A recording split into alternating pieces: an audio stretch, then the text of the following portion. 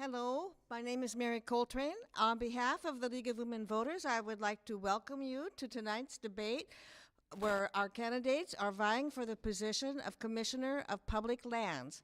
Thank you for taking time to learn about the candidates so that you can cast an informed ballot. And thank you to the candidates for presenting yourselves to the voters so that they can make a voting decision. And thank you to Northwest Public Broadcasting for making this debate available far and wide. And I will now turn it over to our moderator, Matt Loveless. Thank you, Matt.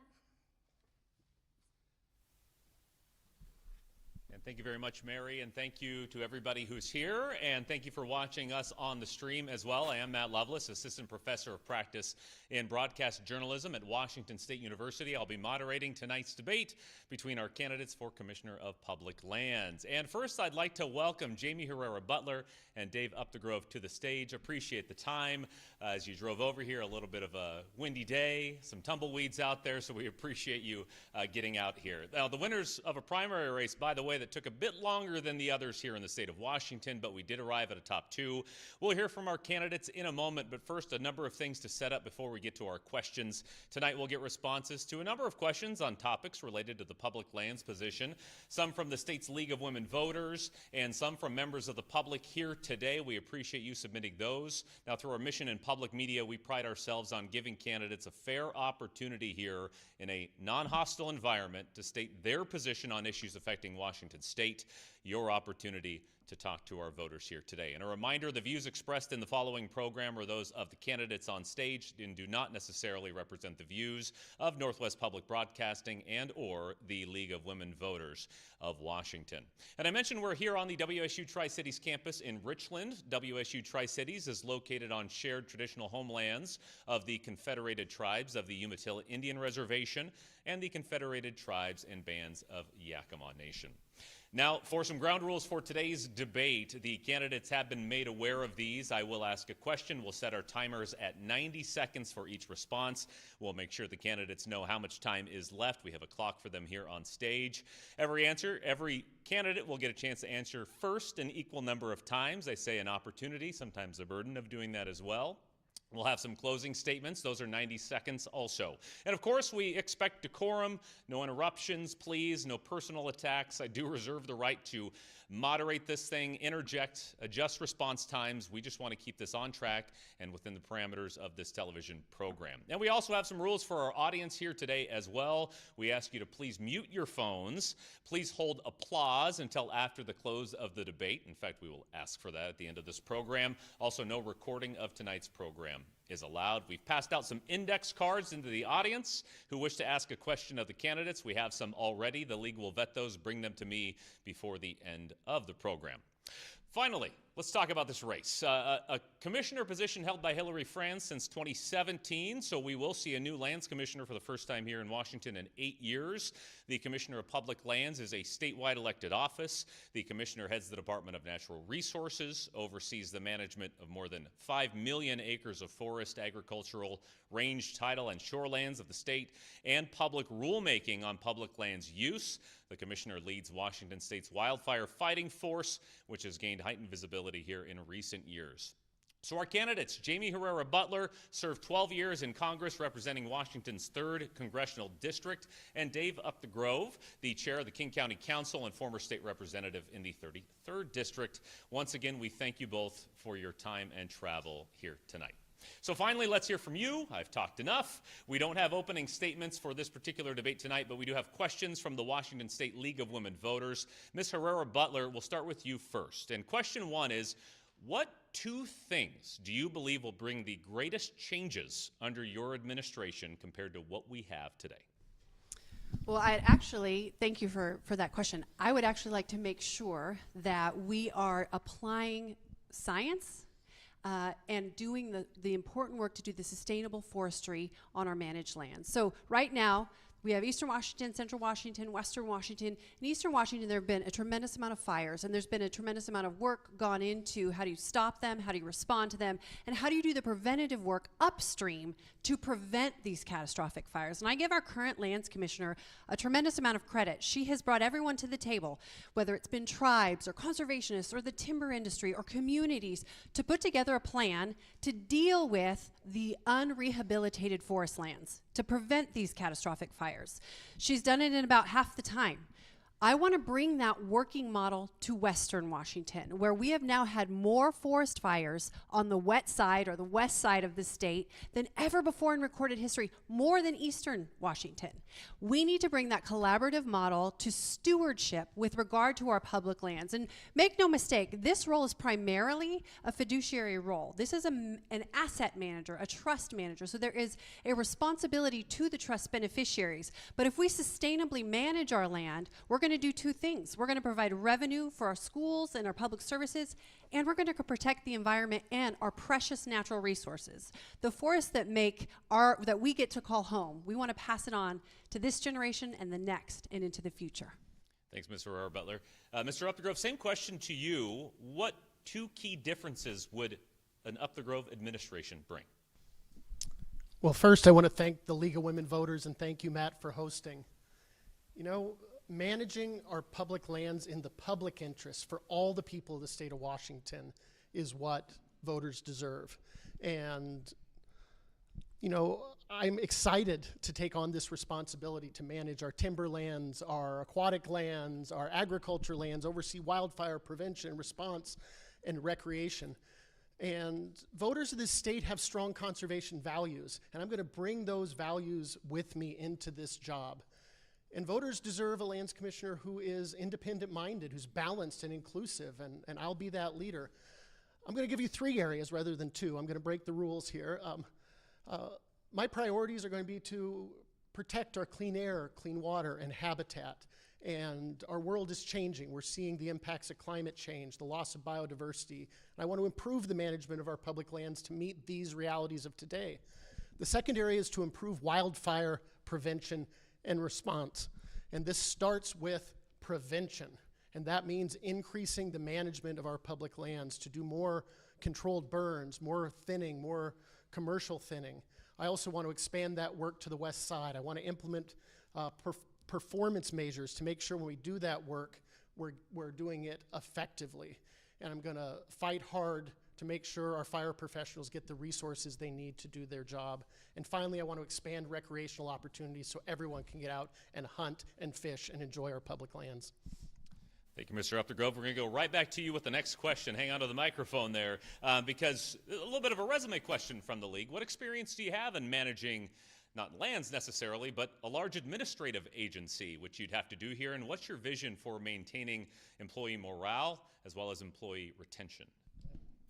I am excited to take on the leadership to be able to support and lead an incredibly talented staff at the Department of Natural Resources and do it in a transparent and ethical manner. You know, in my current role, I supervise about 200 employees, 5 legislative branch agencies, and I'm responsible for administration, human relations, the budget.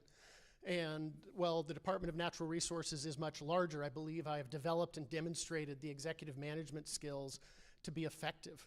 My job is going to be the spokesperson for the agency, the chief lobbyist for the agency, the one who sets the tone and sets the direction, and the one who uses my political skills to solve the difficult problems that rise to my desk. It's going to be important to me that we hire exceptional staff and a diverse staff in every sense of the word, and that I make sure they get the training and the support to do their jobs and to provide them with consistent direction and support. We're facing an employment cliff. We're seeing an aging workforce. We're seeing fewer natural resource and forestry programs in our colleges. And so I want to partner with the private sector and with our universities to make sure we're getting that workforce for the future at our department as well. But the opportunity to strengthen and lead with ethics and transparency an already exceptional agency is what I'm looking forward to. All right, thank you very much. Ms. Herrera Beutler, same question. This is an executive position. It's not a legislative one. And in my previous experience, I've had to go toe-to-toe with leaders, leaders of bodies, with leaders of presidents of the United States. I've actually had 3 presidents, the last 3 signed my legislation into law, and world leaders when it comes to negotiating or sometimes having difficult conversations about what is in the best interest of Americans. And I would bring that exact tenacious attitude to this executive position. I would manage this trust for its beneficiaries, our children and our children's children. And right now, this is an incredibly important decision. This is not one where people should go to retire. This is a decision that should be held to account, because really, if we don't change the management of our forests, we're going to lose them to disease, to insect, to wildfire. You know, my opponent talked about changes he would make. One thing he didn't mention is on day 1, he has promised activists that he will set aside 77,000 acres of land that's supposed to be being sustainably managed, and that money is supposed to go to our schools. You know, I have talked with, read through, visited some of these communities where the schools have had to cut teachers, they've had to increase class sizes, all because activists have pulled land out of rotation. My opponent has committed to doing that on day 1. What we'll see from that is increased forest fires. That's going the way of the federal forest, and we know that they're in disrepair, and the species that depend on them are in disrepair. I don't want to see that happen to our forests in Washington State. I want to make sure that we're sustainably managing them for a bright future. Thanks, Ms. Herrera Beutler, and we'll go back to you for this question. Question number 3, and you sort of mentioned this being an executive position in some of the agencies you'll have to deal with. The question is, what experience do you have working and negotiating with unions, and how would you propose to do so in your administration? So whether you're talking with unions or tribal leaders or industry or community leaders or mayors, you have to have an open door policy. The thing that I have found that's been successful is when you are upfront about when you agree and when you disagree, so that you know what you can negotiate with and where you can find areas of compromise. I worked with my Democrat colleague Kurt Schrader in Oregon to get legislation passed that protected our wild salmon runs on the Columbia River. That sounds super easy, right? Well, when we started, the legislation we had, no one wanted to touch with a 10-foot pole. Not tribes, not unions, not Humane Society, not industry groups, not sportsmen. But by the time we were finished, all of those groups not only endorsed but helped us pass that bill. We got all the governors of Oregon, Washington, and Idaho to endorse that legislation. We got it signed into law. And if you think it's hard to get some of those folks in a room together, you're right. It takes a lot of negotiating and a willingness to compromise. You know, my opponent may say, I'm no moderate. I don't care what you call me, but you can call me someone who gets results and who will work with anyone, regardless of their political background or ideology, to get things done. That's an area where I think my opponent does need to be held to account. We've been invited to the Society of American Foresters Forum, and he stepped out. That was created by Gifford Pinchot. That was the beginning of the Forest Service. We need to hear from all groups when it comes to managing our public lands, if we're going to pass them on. Our school children deserve it, our hospitals, our library districts, our police and our fire deserve it. We can't take no for an answer. And Mr. Upthegrove, you'll have an opportunity to respond to some of that, but I'll sort of pose the question again. What experience do you have negotiating with unions, and how would you apply that in this job? In my current role as chair of the King County Council, I'm responsibility for overseeing the negotiations with our employee group. Most of them are organized as Teamsters.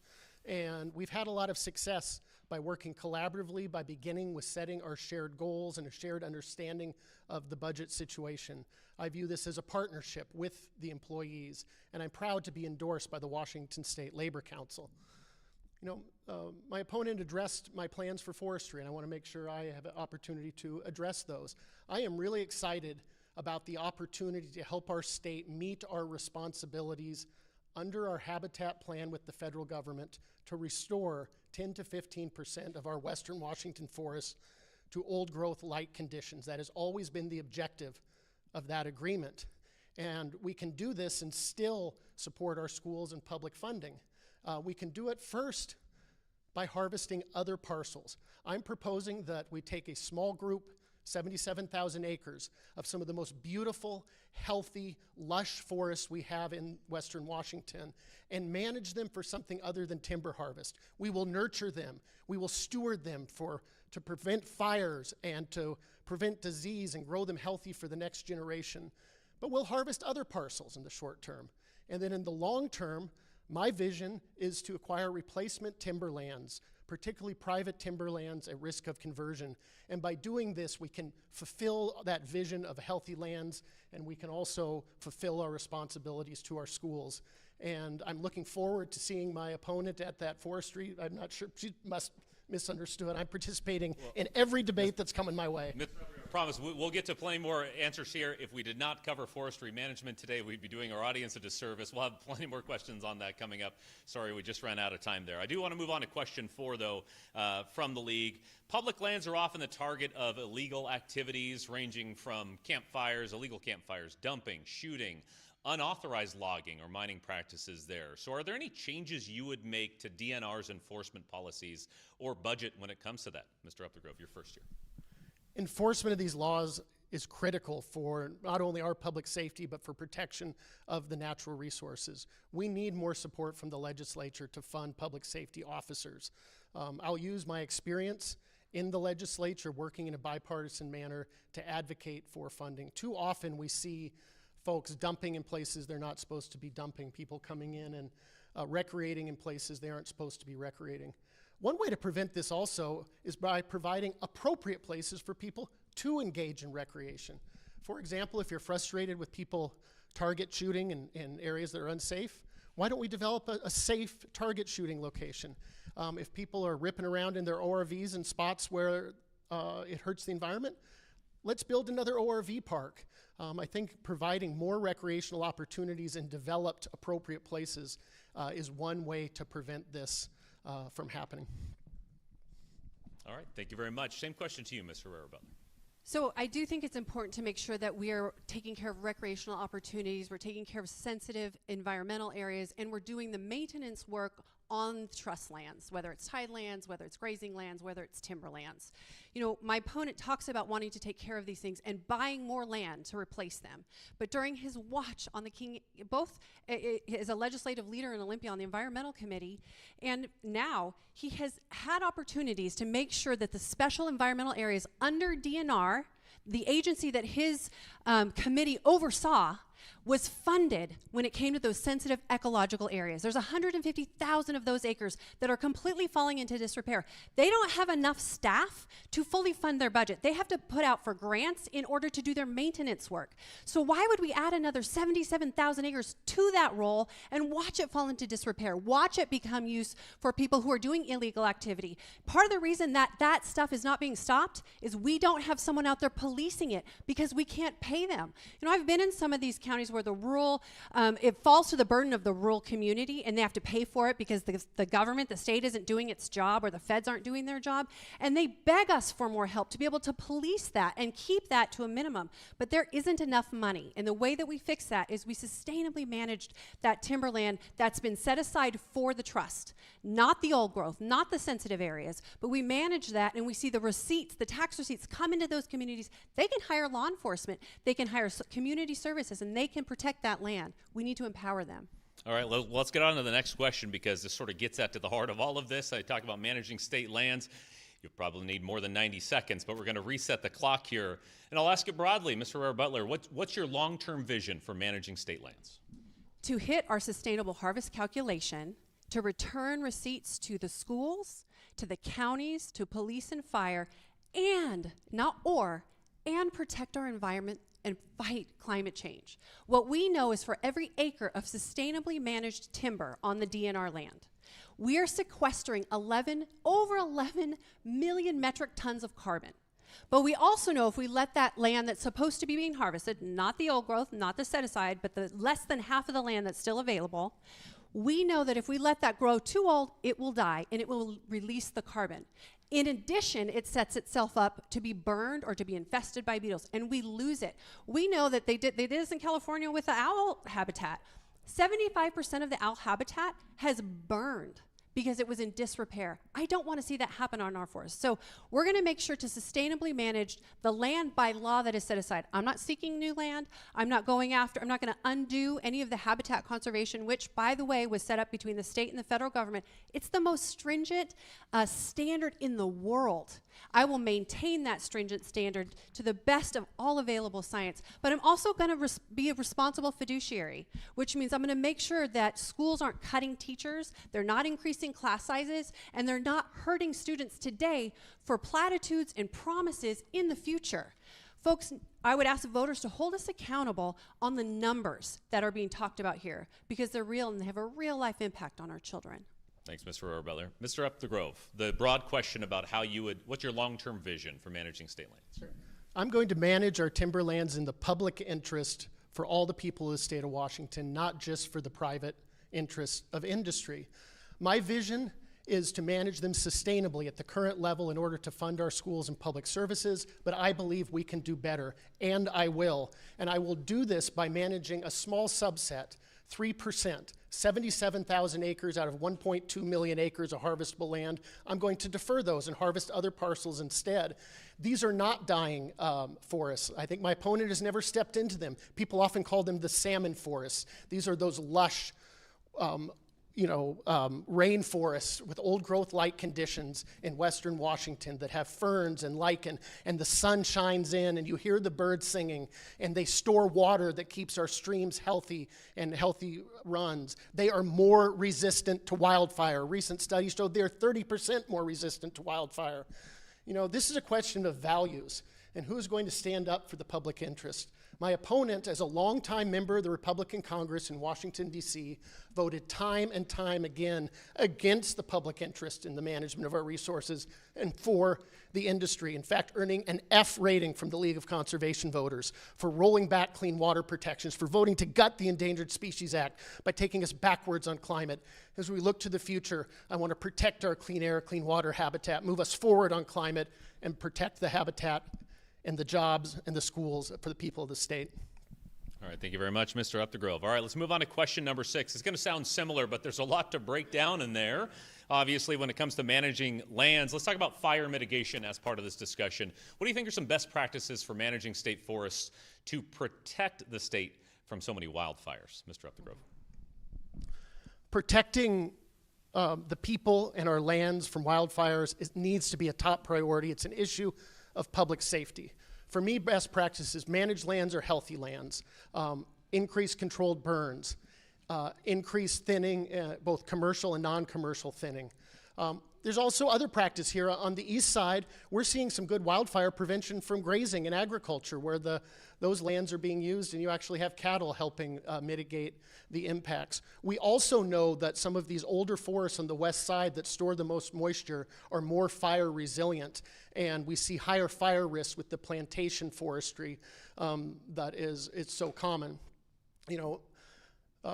With my opponent, we're essentially handing the keys over to the timber industry, and we're going to end up with the destruction of some of these last special places at a time when our plans call for restoring those. And there's a reason. Let me say why we're restoring those. Because if we want to harvest our timber sustainably for generations, the landscape needs to be healthy. That's why the Habitat Conservation Plan calls for restoring 10 to 15% to this condition. Otherwise, we're not going to have these resources for our children and our grandchildren to enjoy.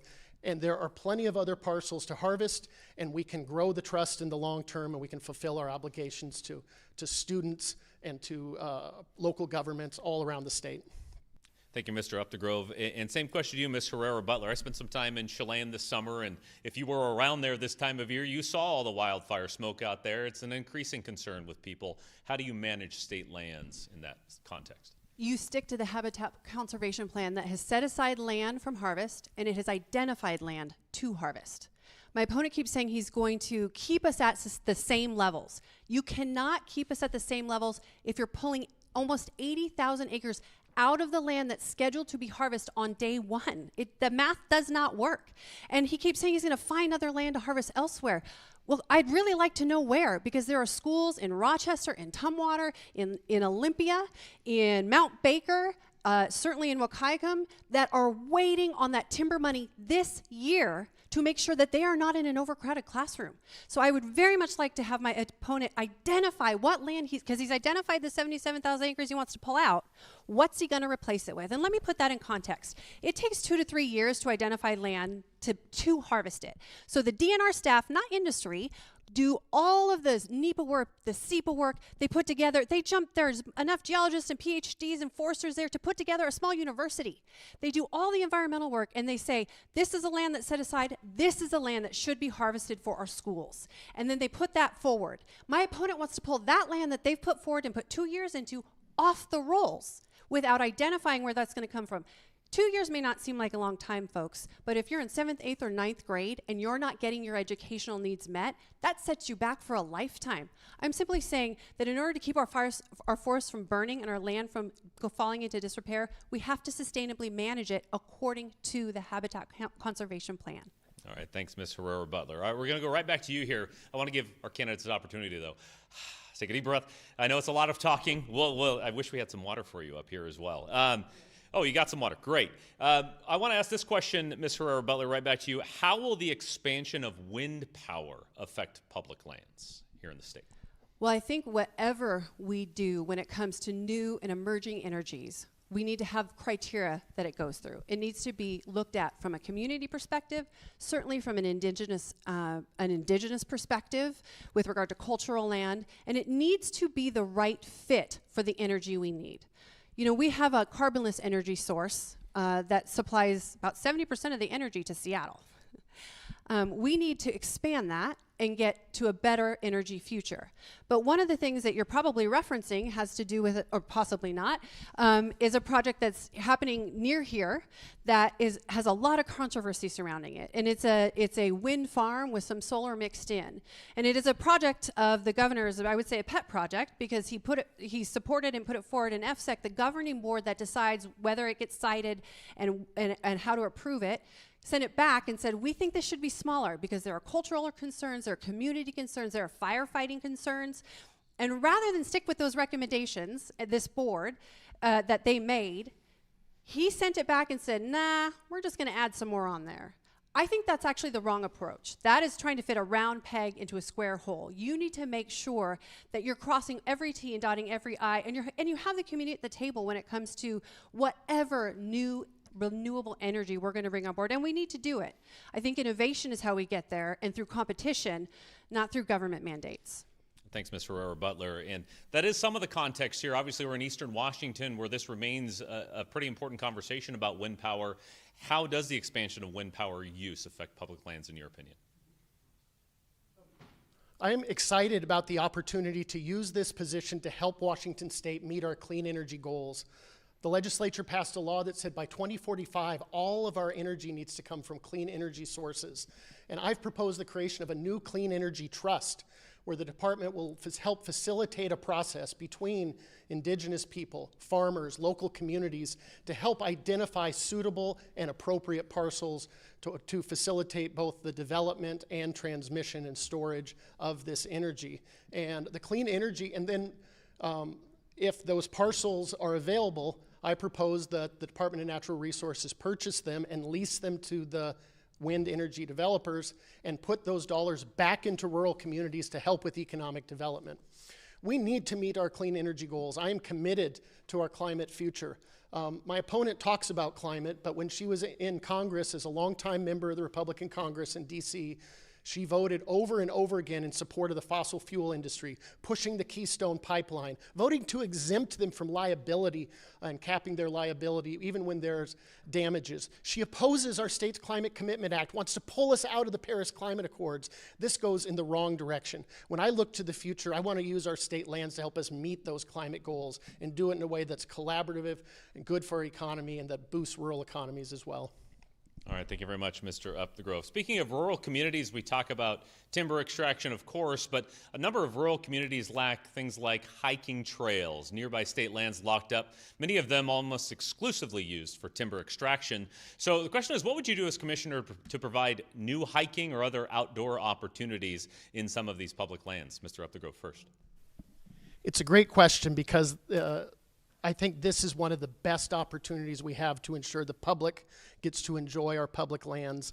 You know, I fell in love with the outdoors at a young age when I worked for the Boy Scouts, teaching environmental science to young people out on Hood Canal, leading week-long treks to the North Cascade Mountains. And the way you create the next generation of conservation leaders isn't by preaching at people, it's by letting people get outdoors. And I want people to have more opportunities to go fishing and hunting and target shooting and horseback riding and camping. And it takes money, and it takes working in collaboration with the legislature and our other partners to secure that funding. I'm a fan of creating more developed sites because, as I mentioned before, this helps reduce that conflict. I think we also start with working with our user groups. They know the land best. They know how to develop the appropriate trails and the appropriate locations, whether it's the horseback riders, the mountain bike riders, or the Washington Trails Association. Our public lands belong to all the people of the state of Washington, and I want to try to unlock more gates, open up more trails, and make sure people can get out and enjoy the outdoors in a healthy, sustainable, natural environment for generations to come. And Ms. Herrera-Beutler, I guess this is a question about balance here, and what would you do to unlock more opportunities for people to play outside? Well, first of all, having grown up hunting and fishing and camping and hiking in the Gifford Pinchot and on state lands down around the Yakul area, this is near and dear to my heart. Making sure that we're protecting access for recreational users is very paramount. And, you know, I was able to protect, during my time in Congress, over 4,000 miles of forest roads that allow people to hike up, to bike up, to get up into our forests. They were at threat of being pulled out by extreme activists who didn't want them there. So making sure that we have the forest infrastructure in place helps us not just with recreation, but it also helps us fight fires. That's very, very important.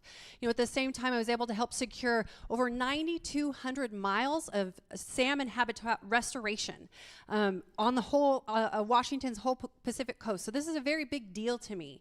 My opponent talks about wanting to increase recreation, but when he was chair of the environmental subcommittee in Olympia, I mentioned the special needs areas, 150,000 of those environmental areas that he did not fund. There's also about 80,000 acres of DNR recreational land that his committee oversaw, and they are also working hand to mouth. They have not had enough money to do just the trail maintenance and the work on popular areas like Mount Si and Tiger Mountain up in the King County area. This land needs a dedicated funding source, and the only way you're going to do that is you manage this and manage these assets to return revenue to do the work of the land. You're not going to be able to go to the legislature hat in hand to buy land, to buy land, to buy land. This needs to be more self-sustaining, and I will manage this agency to make sure it is returning value to the people of Washington.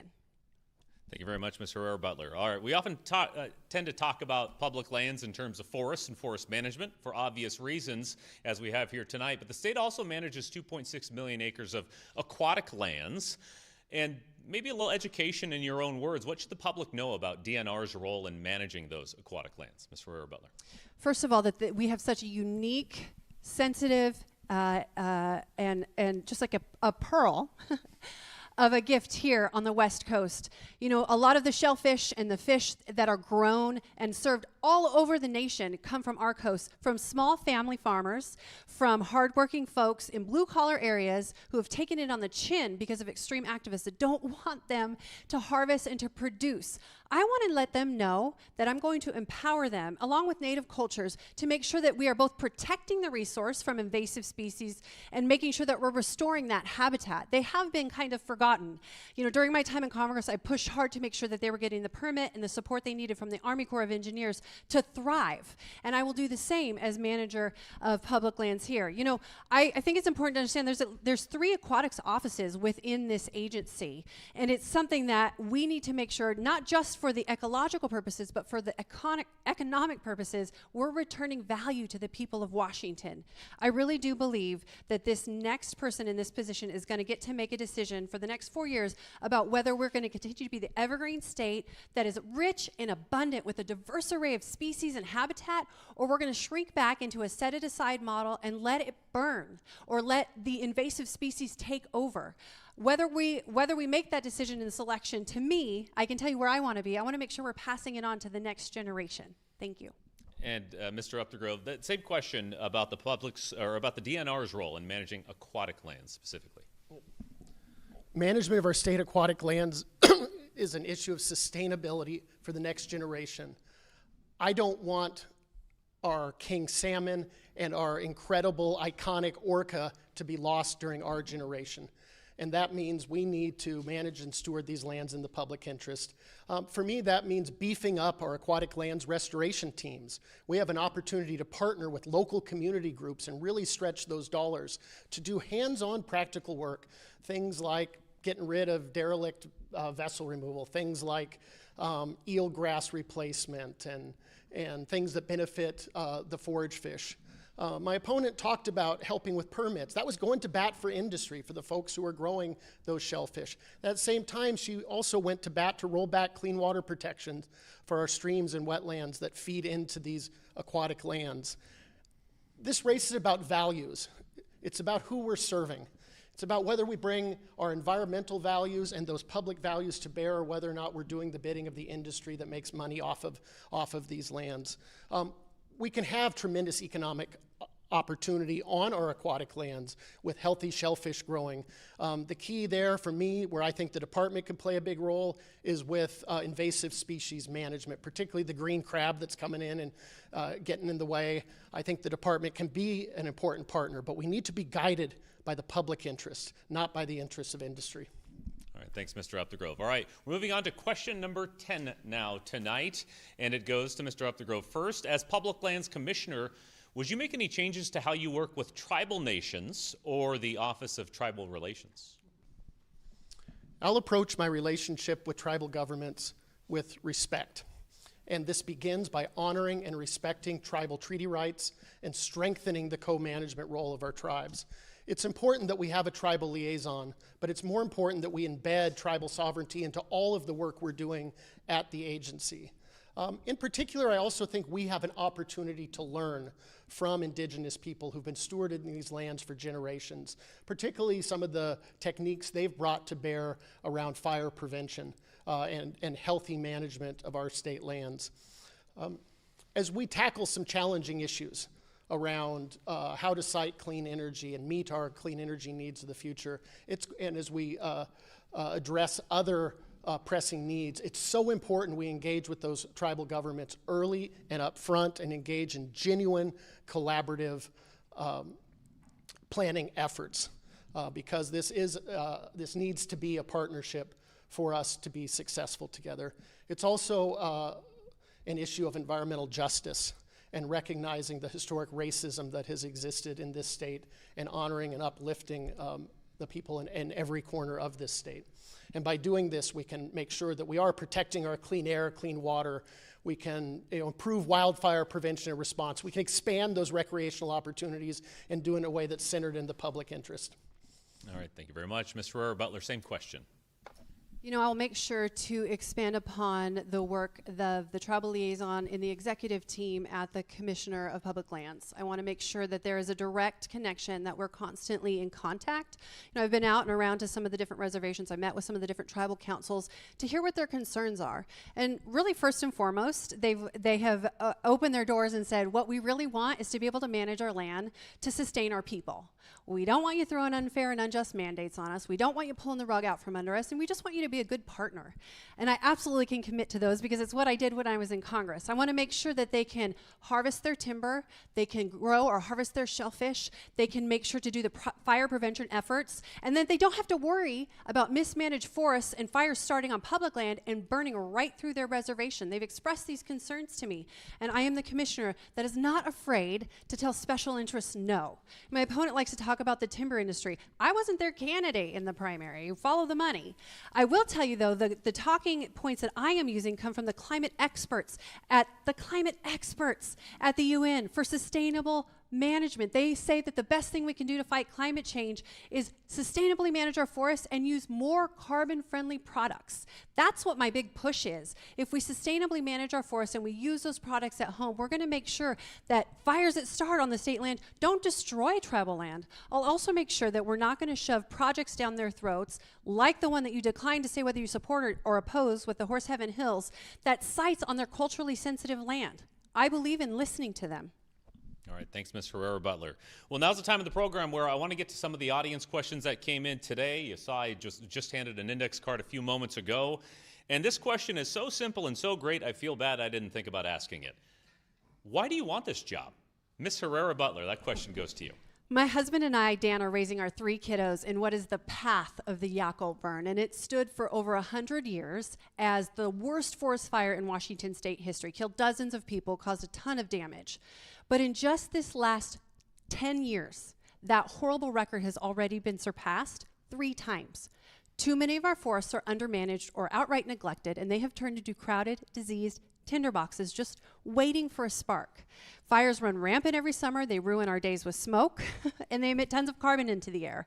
And they're driving up the cost of home insurance here, making housing in Washington even more unaffordable. We're going to go the way of California and other states where home insurers are pulling out, making housing here difficult. So I've decided I'm not going to leave my kids or your kids a legacy of burning forests and choking smoke. I'm going to make sure that we abide by the science, the strictest environmental standards in the nation when it comes to managing our public land for the public benefit. And look, folks, I've had to do the hard work of telling people on my team, in my party, no. It's not easy, but sometimes you have to do it. And I think you should expect the same of my opponent, who keeps talking about he's going to get more land for the kids, he's going to do more. He's talking about commercially thinning the forest. He said in other forums he won't have any commercial thinning in the forest. Literally, you're going to see those come on tape. What I want to understand is does he really want to do the work to keep it clean and healthy? And if that's true, then can he tell his activist friends no for the benefit of Washington's kids, no for the benefit of our future? Thank you very much. Same question to you. Why do you want this job? Our world is changing. We're experiencing the impacts of climate change all around us. We're seeing a rapid loss in biodiversity locally around the globe. And I'm running for this office to improve the management of our public lands to meet these realities of today. And that means ensuring opportunities for the next generation to enjoy our recreational opportunities. It means improving our wildfire prevention and response. And yes, it means protecting our clean air, clean water, and habitat. I am proposing that we defer harvest of a small group of older forests that store the most carbon, that have the most biodiversity, and nurture and steward them to protect them from fire and disease and grow them healthy for the next generation, just like our habitat conservation plans for. My opponent's agenda is the timber industry's agenda. Her solution to everything is to destroy these last older forests. She just said her solution to climate change, we got to cut down those last older forests. The solution to wildfires, we got to cut down those forests. We don't have to destroy a forest to prevent wildfires. We don't have to destroy these older, mature forests in order to fight climate change. We can do better, and that's why I'm running for this office. Thanks, Mr. Upthegrove. All right, let's move on to our other audience question. The question is, there's currently only one team inside the DNR that implements community science projects that are being conducted in the aquatics department. Do either of you plan on introducing more community science-led projects in the Washington DNR? Mr. Upthegrove. I'm interested in broadening the sources whereby we get scientific information.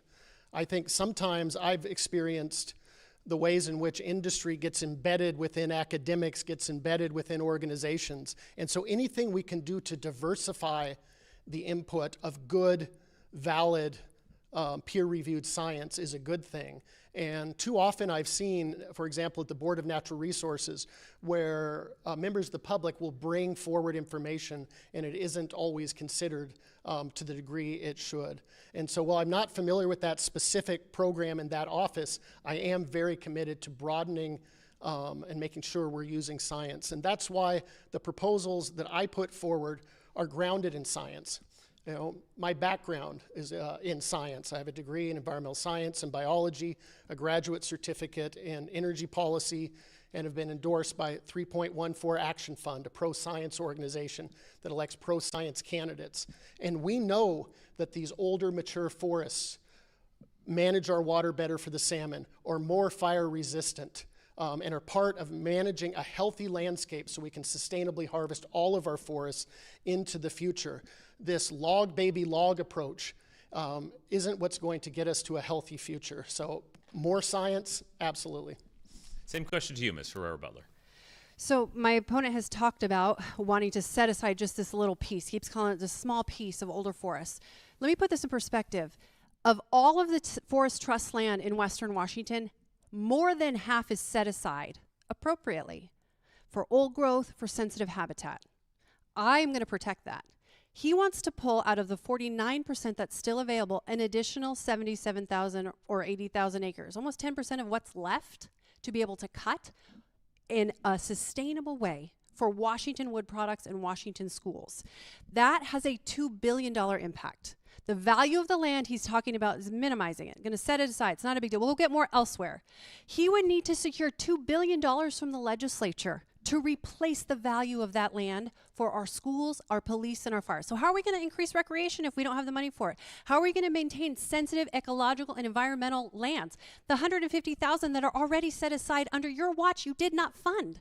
So how are we going to fund this land, this new land you want to set aside, when it's worth $2 billion? Where are we going to find that hole and fill it?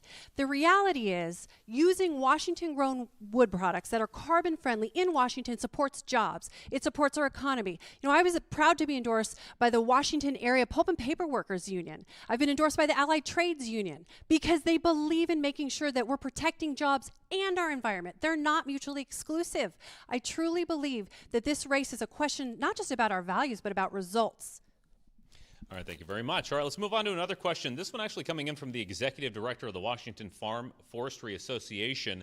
I'll just state some of the context here before the question. Washington's 218,000 small forest landowners own 32% of the forests, which are subject to DNR rules and processes. She says, individually we are small, but collectively we influence significant habitat in critical areas of the state.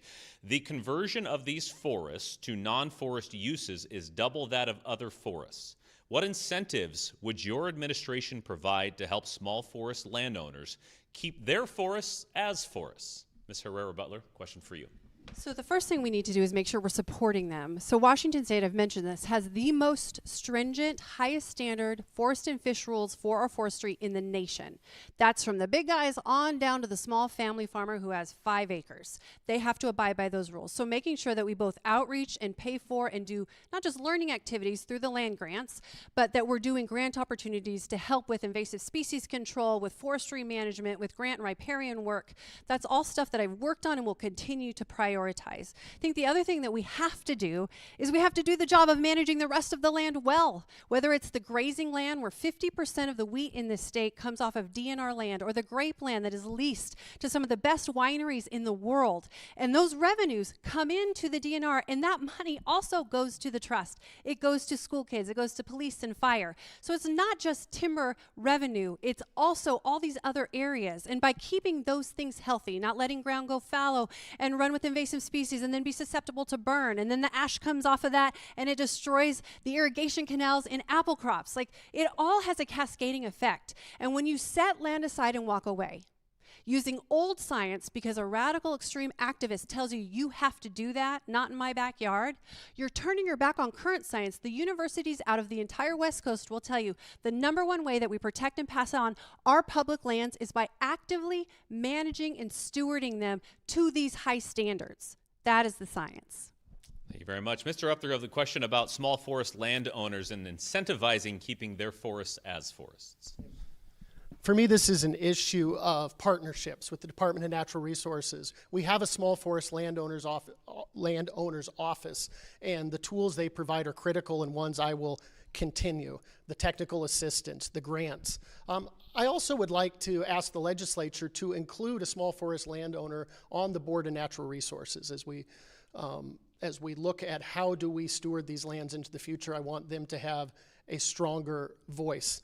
I think we can learn a lot from our small forest landowners. I've been out meeting with some of them, touring their properties. We see some of the most thoughtful and ecological practices that we're engaged in. And it's the kind of practices I support. With our older forests, we're going to nurture them and steward them to protect them from fire and disease and grow them healthy for future generations, because we know they resist wildfire better, they're better for our salmon, and they provide critical habitat that is necessary for the landscape to be healthy. Otherwise, it wouldn't have always been an objective in our habitat conservation plan. My opponent apparently doesn't want to fulfill that objective, speaks the habitat conservation plan, but the objective of restoring to old growth conditions isn't one of those. we can do better in this state. We can manage these lands in a way that protects our clean air, clean water, and habitat, and fulfills the responsibilities to public education. Thanks, Mr. Upthegrove. All right, we have one more question before some closing statements here. And since we are here in Eastern Washington, our last audience question is, what are your priorities in forest land management, specifically in Eastern Washington? Mr. Upthegrove. Without being facetious, there's 3 priorities: wildfire, wildfire, wildfire. Before I entered this campaign, I went and traveled around the state, a lot of time in Eastern Washington, in small towns, rural communities, listening to people. And I was struck by how similar people's interests and values are. We may look different. I represent a very diverse, probably the most diverse corner of the state. But what I heard from people in small towns in Eastern Washington were the same things I heard from members of my community in the diverse working class suburbs of South King County. People are concerned about whether or not their kids are going to have the same economic opportunities that they've had. Everyone's struggling with the pain of addiction in our communities. And people are distrustful of institutions, both corporate and government, and feel like they haven't had a fair shot. My priority in Eastern Washington is going to be to increase our work on forest health, to better manage those lands through commercial thinning, non-commercial thinning, and controlled burns, to put performance monitoring in, and to continue to fight for investments to position for a fast response to wildfires. You know, this is one part of broader land management that stewards these lands for the next generation and for our schools. And I find it rich, my opponent talking about school funding. She supports the repeal of the capital gains tax. We'll take billions out of our public school system. She had an F rating from the National Education Association. I've fought for our public schools my whole life and will fight for them as Lands Commissioner. Thanks, Mr. Upthegrove. Ms. Herrera Beutler, same question. I mean, you'll fight for them as long as your activist friends are okay with that, which is what I'm hearing. I've told my party no. I have yet to hear you do that. You know, the $2 billion worth of timber money that you're setting aside, when it's not just the timber in the schools that get hit, it's the actual staff at the DNR. And do you know that the 2,000 strong staff at the DNR are also part of the firefighting response? Whether it's the mobilization, whether it's the actual on the boots, on the ground, whether it's coordinating with state mobilization. So when you take that money out of the DNR and you cut DNR staff, you cut our ability to quickly respond to forest fires. One of the things I'm going to make sure to do, because as I've traveled the state and I've talked with folks in rural Eastern Washington, they've told me they need to be able to contract with local aerial teams to immediately get aerial response to fight a fire, not have to wait for permission from the west side. I will work on getting them those contracts. I will make sure that they have more ability to fight the fires that are happening on their hills rather than wait for a bureaucrat to tell them they can or can't move to protect their life and their property. You know, I think it's really interesting my opponent keeps bringing up all these random scorecards that have nothing to do with the role of the executive in the Commissioner of Public Lands. I've given you my priorities. Climate experts at the United Nations agree that sustainability managed forests and using those carbon-friendly wood products at home is the best thing we can do for the environment. I will add it's the best thing we can do for Washingtonians. We've already set aside more than half of the land for conservation purposes. We're growing old growth on over 100,000 acres. Of the little bit that's left, that money needs to come back into our schools, our police, and our fire if we want to fight forest fires. Thank you, Ms. Herrera Beutler. Well, let's take a moment to take another breath. This is the end of our series of questions here for our debate, and for as much time as we could have taken here, we could continue on several more topics in terms of land management, but we did promise time for closing statements, and that's about all we have time for. Again, we'll set the clock at 90 seconds here, and we'll start with Ms. Herrera Beutler. The closing statement time is yours. It's a privilege to be here, and I've shared the reason that I'm running is because smoke is ruining our days, and it's destroying our forests, and it's ruining our public lands. Our abilities to hunt and to fish and to recreate is decreasing, and we're seeing less habitat for important and endangered species. We need to turn the page. If that's not working for you, then I ask you to consider Jaime for lands, because I want to turn the page on this mismanagement, the set aside and walk away. I'm going to adhere to the science. I'm an independent Republican. I have not taken orders from anybody, but I will do what's right on behalf of the people in Washington state, because really they are the boss. My view of this is that you're not the boss, you're not the person in charge. You are there to support and empower Washingtonians when it comes to seeing benefit from their public land. The science is very clear. If we steward it well, And we have what is an indigenous approach, which is thinking 7 generations into the future. You're going to sustainably take some today and you're going to leave some for tomorrow. All of that work has already been done by scientists and foresters and biologists and geologists at the Department of Natural Resources. They're not taking cues from industry or special interests. I resent the implication that they are. They're doing this because they can manage this, provide an ongoing revenue source for Washington's public school kids, and protect our environment and pass it on. This idea that the environment and the economy are mutually exclusive is old science. Let's reject that and move forward together. Thanks, Mr. Herrera Beutler. Mr. Upthegrove, your closing statement, sir. I want to thank the League of Women Voters. I want to thank you, Matt. I want to thank my opponent. While I respect her, we have differences, and they're differences that matter. My opponent is supported by the logging industry. I'm supported by organizations that advocate for the public interest in the management of our natural resources.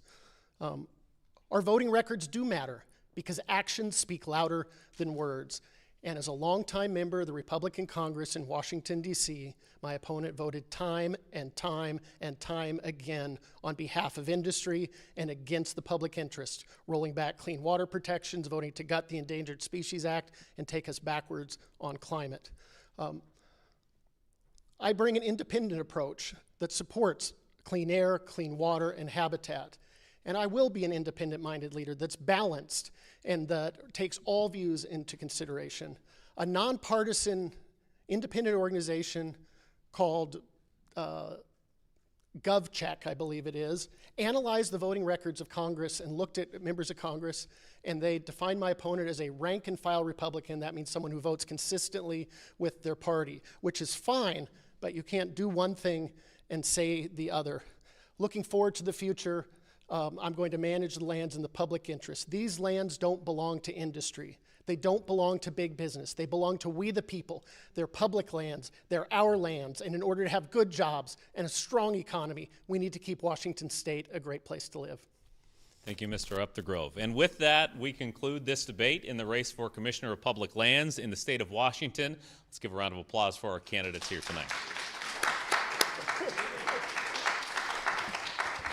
We really appreciate it. We think you've done voters a great service tonight talking about the issues here. And just a few reminders for voters out there. The general election is coming up on November 5th. Ballots going out beginning October 18th. A few deadlines. If you've not registered to vote and want to do so by mail, that deadline's October 28th. That's 8 days before the election. You can register in person all the way up to Election Day until the moment the polls close. And finally, I just want to thank all of you for giving me the opportunity to stand up here tonight. I appreciate it. Thanks to the League of Women Voters of Washington, and thank those of you who came out, as well as all the people who watched here on our stream. I would now like to turn it back over to Mary Coltrane, the president of the State League, for closing remarks. Thank you, Matt, and thank you, candidates. We have learned a lot about this job, the Commissioner for Public Lands. Thank you, candidates, for sharing your visions and how you would do the job so that we could all make our voting decision with the best information that's available.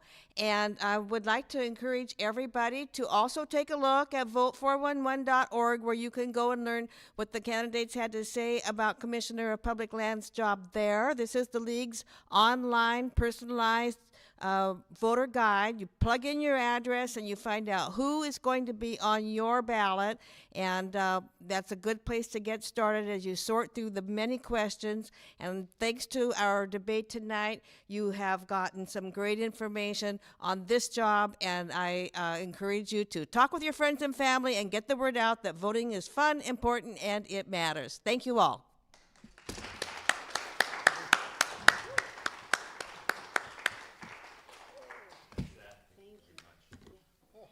Thanks. Appreciate it. It's warm in here.